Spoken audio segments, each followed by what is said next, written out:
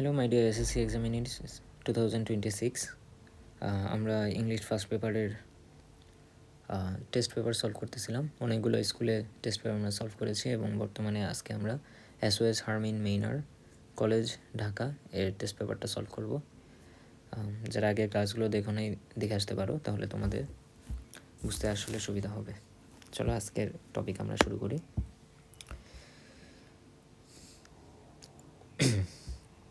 It was late summer, 16 August 1910. A little girl was born to rich Catholic merchant family of Albanian descent in small town called Skopje, Macedonia. তাহলে একটা ছোট বাচ্চা জন্ম নিয়েছিল কোথায়? Rich Catholic merchant family. Catholic হচ্ছে খ্রিস্টানদের একটা সাবগ্রুপ, মার্চেন্ট হচ্ছে সওদাগর, সওদাগর বা ব্যবসায়ী বলা যেতে পারে। ফ্যামিলি অফ অ্যালবেনিয়ান ডিসেন্ট, যাদের ডিসেন্ট বা রুট ছিল হচ্ছে Albania. In a small town call Skopje, মেসিডোনিয়ার স্কোপজে শহরে জন্ম নেয়। She was the youngest of 3 siblings and was named Agnes Gonxha Bojaxhiu. তাহলে সে ছিল ইয়ংগেস্ট, 3জন সিবলিং, 3জন ভাই বোন। সিবলিং মানে ভাই বোন।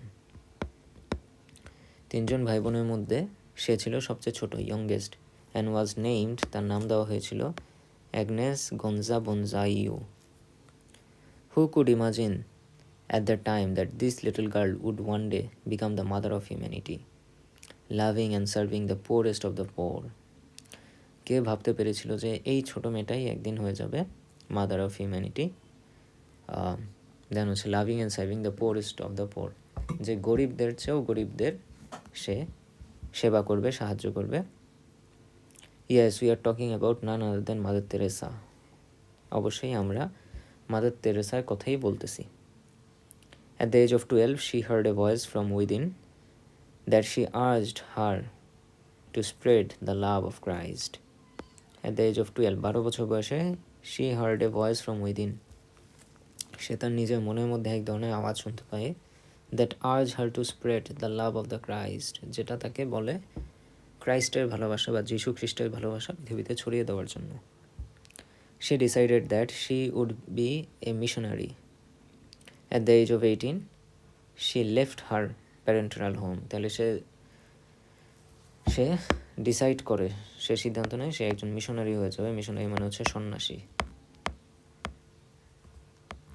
সন্ন্যাসী হয়ে যাবে। At the age of 18, she left her parental home. 18 বছর বয়সে সে তার পৈতৃক বাড়ি ছেড়ে দেয়।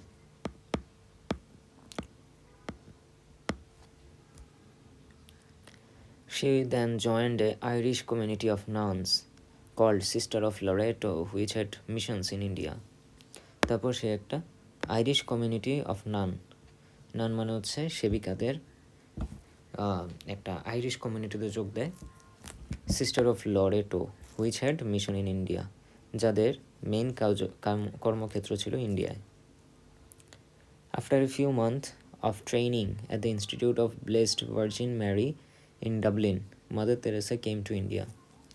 কয়েক মাস ট্রেনিংয়ের পরে at the institute of blessed virgin Mary in Dublin, আয়ারল্যান্ডের ক্যাপিটাল হচ্ছে ডাবলিন, সেখানে ট্রেনিং নেওয়ার পরে মাদার তেরেসা কেম টু ইন্ডিয়ায় চলে আসে। On May 24, 1931, she took her initial vows as nun. 24 মে 1931 সে তার প্রতিজ্ঞা গ্রহণ করে নান হিসাবে। ভাউ মানে হচ্ছে প্রতিজ্ঞা, ঠিক আছে। From 1931 to 1948, Mother Teresa taught geography and theology at St. Mary High School at Kolkata, then Calcutta. 1931 থেকে 1948 সাল পর্যন্ত মাদার তেরেসা টট জিওগ্রাফি, সে ভূগোল পড়াতো, অ্যান্ড থিওলজি হচ্ছে ধর্মতত্ত্ব।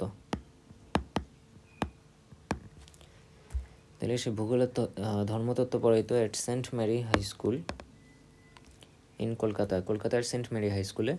However, the widespread poverty in Kolkata had a deep impact on Mother Teresa, and in 1948 she received permission from her superiors to leave the convent and devote herself by caring the poorest of the poor in the slums of Kolkata. তাহলে কলকাতায় যে wide spread একটা poverty ছিল, একটা দারিদ্রতা ছিল কলকাতার চারপাশে, এটা তাকে খুব একটা বড় আঘাত দেয় তার মনে। এবং 1948 সালে she received permission from her superior, সে তার ঊর্ধ্বতন কর্মকর্তাদের কাছ থেকে পারমিশন পায় টু লিভ দ্য কনভেন্ট, মানে এই যে মিশনারিটা আছে সেটা ছেড়ে দেওয়া এবং একদম গরিব থেকে গরিব মানুষকে সাহায্য করার যে পারমিশনটা সেটা তার উপরস্থ কর্মকর্তারা তাকে এই পারমিশনটা দিয়ে দেয় যে তুমি যাও, এইখানে পড়ানো লাগবে না, তুমি গিয়ে গরিবদের সেবা করো, এই পারমিশনটা তাকে দিয়ে দেয়। তো তখন মাদার তেরেসা চলে যায় in the slums of Kolkata, কলকাতার ওই বস্তিগুলোতে সে চলে যায় মানুষকে সেবা করার জন্য। ঠিক আছে, এখন হচ্ছে আমরা চুজ দ্য কারেক্ট অ্যান্সার, এটা সলভ করা ট্রাই করব। দেখো, what was the meaning of the word descent? Descent মানে হচ্ছে বংশানুক্রমে, হ্যাঁ। তাহলে parentage, percentage, not percentage. Tourist মানে হচ্ছে ভ্রমণকারী, ভিলেজ হচ্ছে গ্রাম, অ্যান্ড ডেজার্ট, ডেজার্ট হচ্ছে মরুভূমি। চারটার একটাও হওয়ার কথা না। আমার মনে হচ্ছে এই পার্সেন্টেজটাকে তারা ভুল লিখছে, হ্যাঁ, প্রিন্টিং মিস্টেক হতে পারে। এটা হইতে পারে প্যারেন্টেজ। প্যারেন্টেজ মানে হচ্ছে ডিসেন্টের সাথে মিলে, হ্যাঁ, পৈতৃক বা তোমার ঔরসজাত, যেটাকে আমরা বলি বংশ পড়ায় হেরিডিটারি, হ্যাঁ, সেটা হচ্ছে descent. The opposite of the word humanity, humanity হচ্ছে মানবতা, তো মানবতার অপোজিট ওয়ার্ড কী হবে? কাইন্ড হার্টেডনেস। কাইন্ড হার্টেডনেস মানে হচ্ছে দয়াবান বা দয়াশীলতা। কম্প্যাশন, এটা মানেও মানুষের সেবা করা বা সাহায্য করার ইচ্ছা। হেট্রেড হচ্ছে ঘৃণা, আর ফ্রেন্ডশিপ মানে বন্ধুত্ব। তাহলে হিউম্যানিটি যদি মানবতা হয়, হেট্রেড হবে তার opposite. Mother Teresa had dash brother and sister. তাহলে এখানে দেখো খুবই সুন্দর একটা কোশ্চেন করছে। এখানে কিন্তু বলছিল 3 siblings, হ্যাঁ, 3 siblings, 3 ভাই বোন, মানে মাদার তেরেসা সহ 3 ভাই বোন। ঠিক আছে, বলি না আমরা যে আই হ্যাভ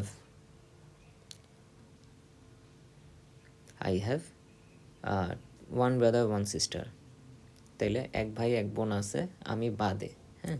কিন্তু আমি যদি বলি উই আর 3 siblings, আমরা 3 ভাই বোন। ঠিক আছে, তো দুইভাবেই বলা যায়। এখন সিবলিংস মানে হচ্ছে মাদার তেরেসা সহ, তাইলে তার ভাই আর বোন আছে কয়জন? তাহলে 2 brothers and sisters. Mother Teresa had 2 brothers and sisters. Okay, mother Teresa ভাই বোন ছিল 2 জন, আর সে সহ 3 জন। ওকে,